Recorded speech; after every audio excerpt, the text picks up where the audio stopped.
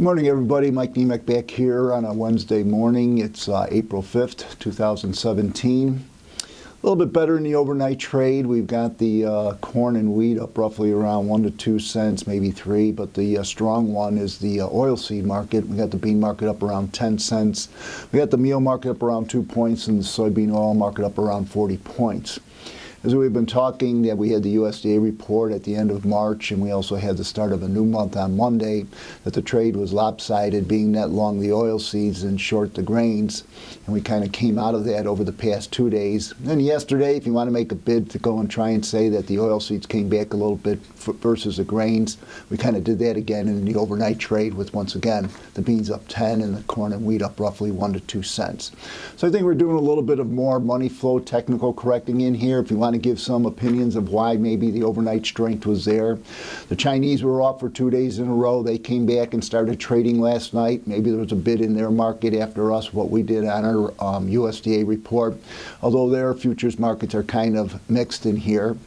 The other thing is there's a lot of rhetoric on the wires where now Argentina is going to be working their way towards the tail end of their crop with harvesting.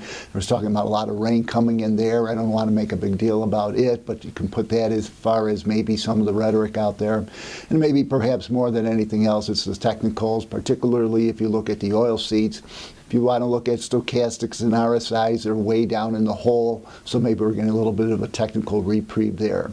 Yesterday was the cutoff day for the next commitment of traders report that comes out on Friday. The trade is still sizably net short, the corn and in the wheat, and they've come down heavily in the beans and in the meal. So once again, that also backtracking into what happened on the USDA report.